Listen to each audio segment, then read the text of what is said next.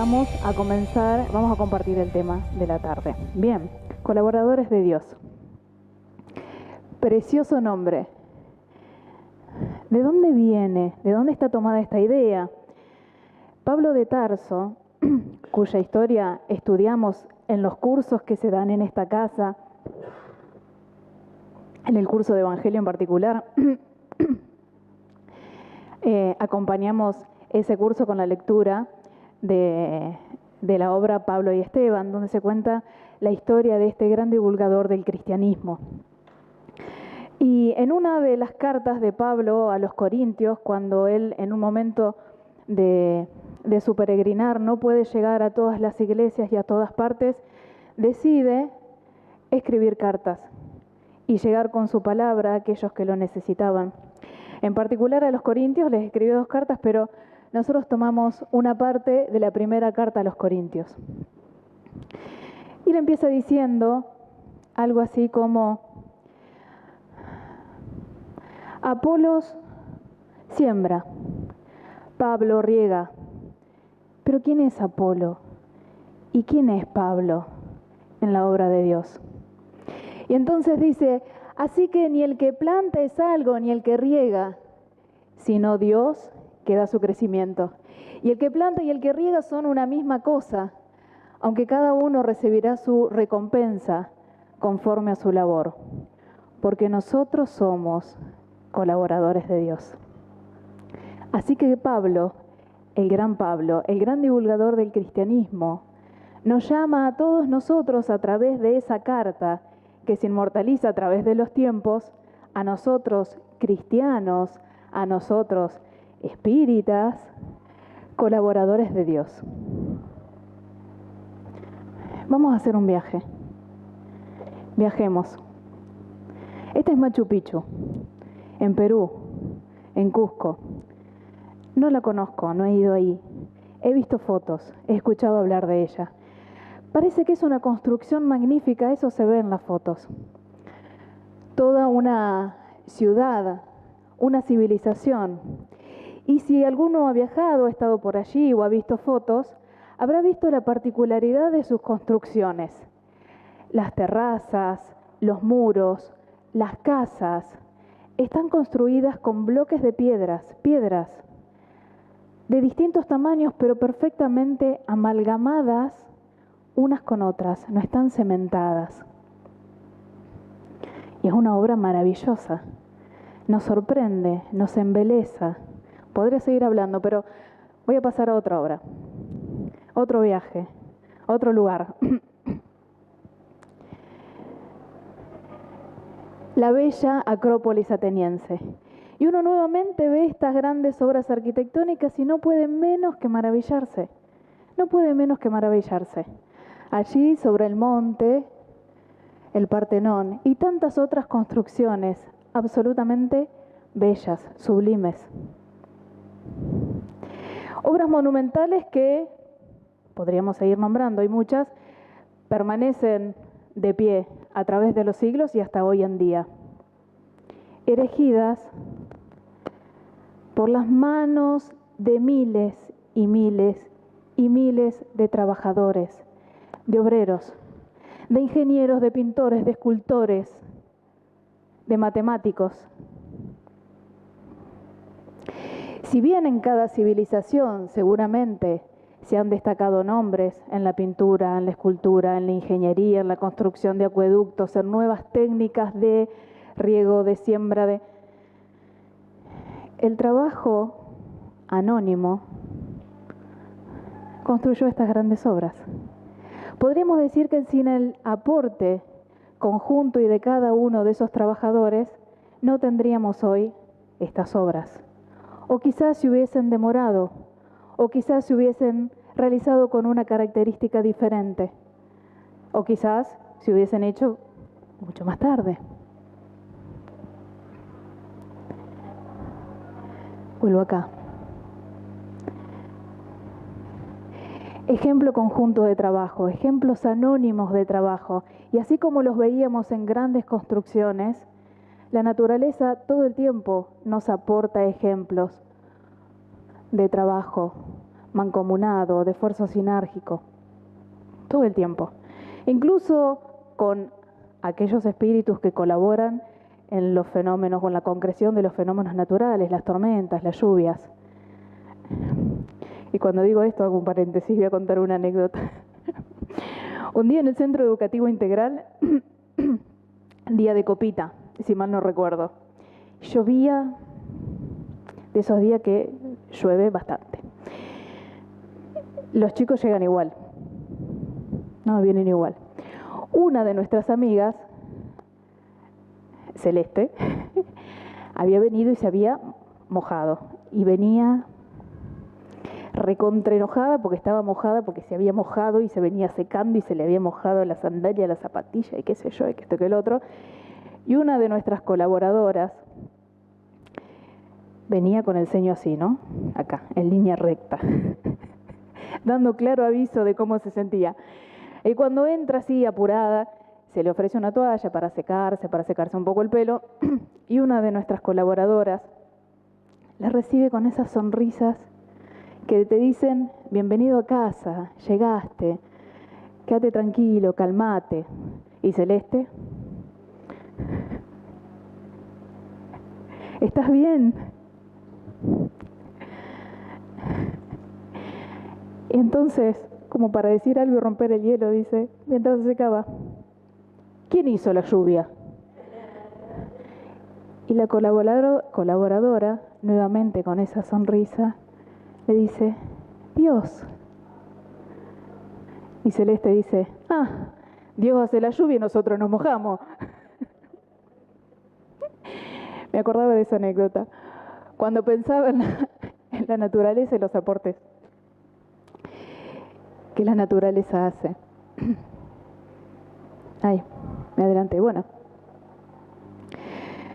podríamos decir que todos, la naturaleza, el hombre con distintos estadios de conciencia evolutiva, donde la conciencia empieza a despertar y a hacerse parte consciente de que pertenece a un proyecto universal de felicidad, podríamos decir, que es la obra divina de Dios.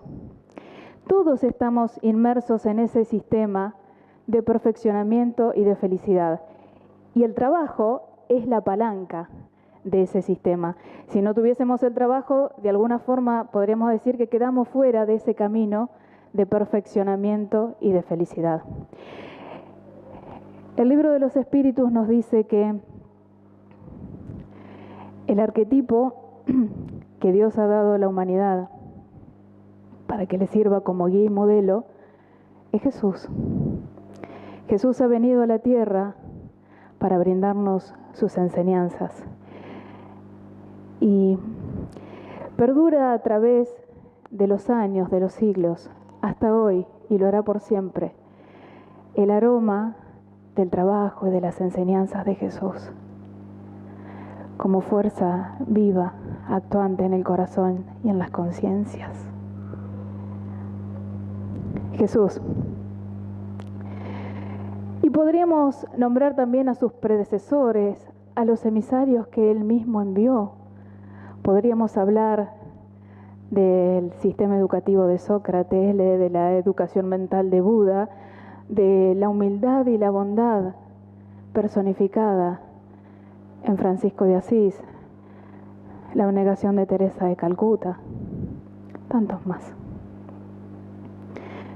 También hay muchos seres encarnados, porque todos los que mencioné están desencarnados, pero hay seres encarnados que también dedican su vida, como estos que hemos mencionado, a multiplicar el bien entre los hombres, de forma consciente y denodada. Y entonces por eso es que está aquí esta imagen que nos muestra Divaldo hace muy poquito tiempo, creo que es hace una semana, 10 días, en la Mansión del Camino.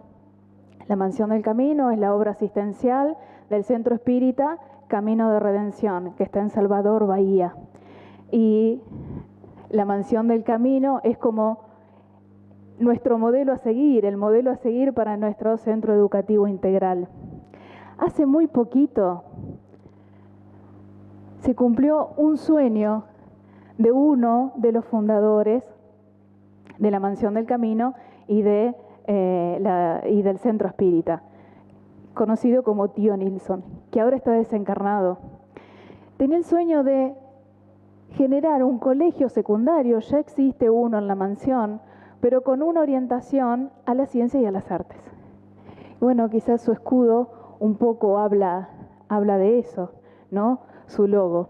Y entonces aquí Divaldo, con la bandera de Brasil, está corriendo la bandera para presentar la placa que está en el ingreso del colegio, que dice que es un homenaje y un reconocimiento al trabajo de amor y denodado de Nilsson de Sousa Pereira. Y ahí están ellos dos. Ahí están ellos dos.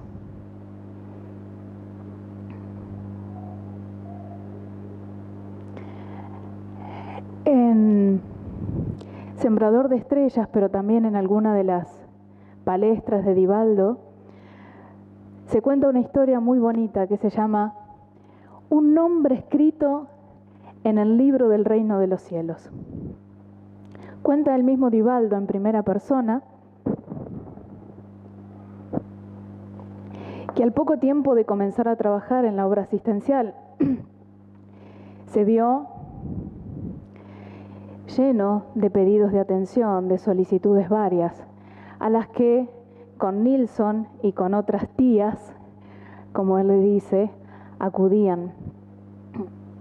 Un día, ya de noche, cansado y por irse a dormir, recibe el aviso de que había una señora en un estado de desesperación que necesitaba hablar con él en ese momento. Ante él se presenta una señora, visiblemente angustiada, que al verlo no puede contener las lágrimas, y a la vez que no podía contener las lágrimas, no podía contener las palabras para contarle por qué ella había ido a visitarlo. Entonces le decía: ay, Divaldo, qué bueno que lo he encontrado, porque me he encontrado con un cofrade, con un amigo más temprano que me ha dicho, le he contado mi situación y me ha dicho que usted, Divaldo, me iba a poder ayudar, y me mandó a decirle si usted puede internar a mis hijos, a mis 6 hijos, o al menos a los 4 más chicos.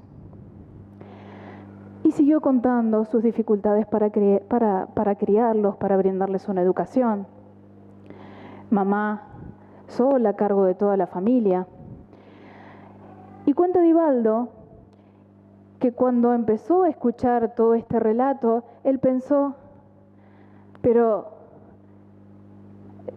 esa otra persona a la que le cuentan lo que le ha pasado a esta señora y me direccionan estas situaciones, ¿por qué no habrá sido aquel señor el que le ayudó? Dice, y en ese momento, no termino de pensarlo, aparece Juana. Y él dice, seguramente para verificar mi comportamiento. Entonces, antes de que me diga algo, ahí nomás le digo: vea, señora, vea, a un hermano nuestro le presentan un problema y lo trae hacia aquí. Entonces Juana le dice: ¿por qué estás angustiado? ¿Por qué estás molesto? ¿Porque alguien le ha dicho a un necesitado que puede recurrir a ti? Entonces Divaldo le dice: no es eso, es que no voy a poder atender el pedido de esta señora. No puedo internar a los hijos aquí, no puedo hacerme cargo de sus hijos, no. Y entonces Juana le dice: es cierto que no puedes hacer lugar al pedido de esta mujer o a lo que ella dice necesitar. Divaldo pensaba: no hay nada que pueda hacer, no la puedo recibir. Y entonces Juana dice: puedes amarla. Ámala, Divaldo. Envuélvela con todo tu amor. Que ella pueda descansar en ti. Que ella pueda dar rienda suelta a su angustia, a su dificultad. Ámala, ámala. Y Juana se va. Es entonces que Divaldo dice: direccioné mi sentir a amar a esta mujer. En pocos minutos se calmó y tomándome de la mano me dijo: Divaldo, ¿qué podemos hacer? Ya era un pedido conjunto. Dice Divaldo que con la sinceridad de su corazón, la tomó también a ella de la mano y le dijo: recibirlos no puedo. No es solo una cuestión de espacio material, sino que no sería caritativo con usted separarla de sus hijos, ni sería caritativo para sus hijos separarla de usted. Haga una cosa: deje una lista de sus nombres, oraremos por todos, y deje su dirección. En la ronda del fin de semana, colaboradores de la mansión se acercarán a su casa para asistirla en lo que usted necesite con la crianza de sus hijos. Para su sorpresa, la señora se puso a llorar. Entonces le dice: gracias, Divaldo, gracias. Yo no quería dejarle a usted a mis hijos, tan solo quería ayuda para criarlos. Entonces cuenta Divaldo que la historia no termina ahí, porque sus hijos, las vacantes que se necesitaban se abrieron rápidamente y sus hijos cursaron y estudiaron en la mansión, egresaron. Y que una de las colaboradoras más firmes, más convictas y más trabajadoras de la guardería fue aquella madre. Cuando esa mujer se retiraba, ya no con los hombros caídos y en llanto, sino con los hombros erguidos y con el paso seguro, Juana nuevamente se aparece y le dice: Divaldo, cada vez que alguien ama, cada vez que alguien ejerce la caridad, cada vez que alguien cura, cada vez que alguien educa y lo hace con amor, los benefactores espirituales toman nota y escriben su nombre en el libro del reino de los cielos. Es un libro sagrado. Cada vez que alguien ruegue por ayuda, los mismos benefactores espirituales van a hacer lo que sucedió con esta señora. Rogó por ayuda. Los benefactores espirituales lo oyeron, lo tomaron y fueron en busca del libro. En Salvador Bahía, Divaldo Franco. Entonces al otro día, como de causalidad, se encuentra con un viejo compañero. Ella le cuenta la situación por la que estaba pasando y él es inspirado para decir: Divaldo Franco, en Salvador Bahía, calle tal, ve a verlo. Así funciona, así es la obra de Dios. ¿Te das cuenta, Divaldo? Tu nombre está inscrito en el libro del reino de los cielos.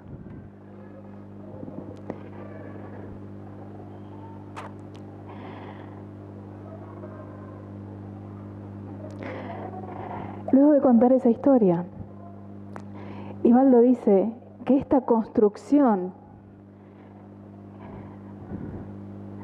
que no es material, pero sí espiritual,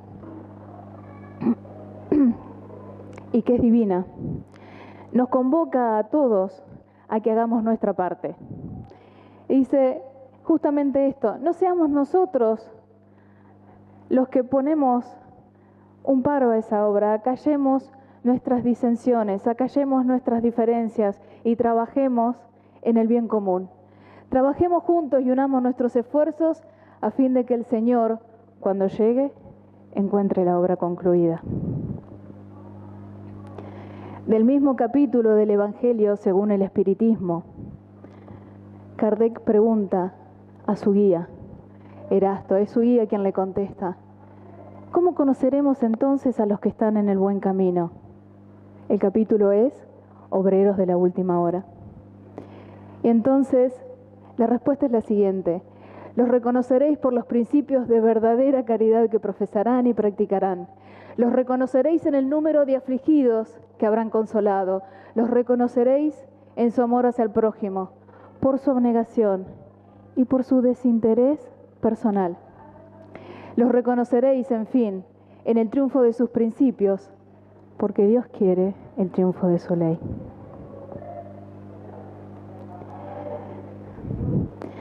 Dice Jesús, dice el Evangelio, que Jesús nos plantea que la piedra angular de cualquier construcción es el amor. Y que todos estamos llamados a colaborar en la obra divina bajo esa piedra angular. El hombre se hace cada vez más consciente de que puede ser un colaborador de Dios. Y es el espiritismo, la enseñanza espírita, las que nos ayuda a ver de forma consciente que cada vez más podemos ser conscientes colaboradores de Dios. Y si tengo que hablar de piedras angulares como el amor, si tengo que hablar de una obra material sustentada por el amor, y si tengo que hablar de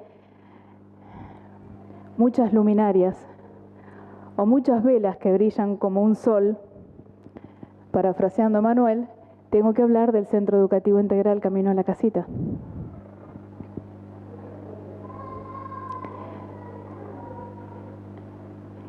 Cada uno de los colaboradores haciendo soporte.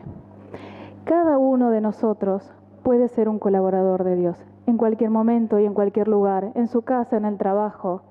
Todos podemos trabajar con alegría.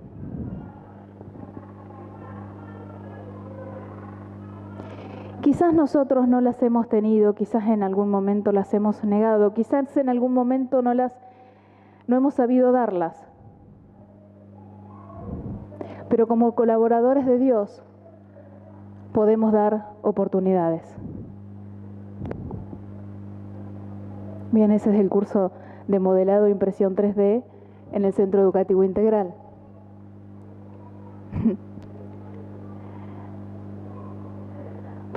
Podemos ser tíos, amigos, abuelos, padres, madres del corazón.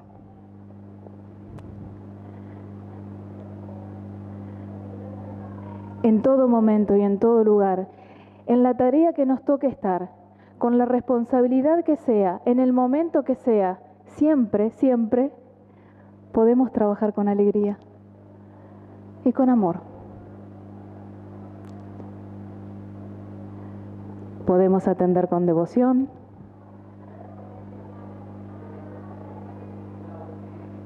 Y para aquellos seres que por alguna cuestión no la han encontrado o lo han perdido, siempre, siempre el cristiano, el espírita, puede dar un mensaje de fe.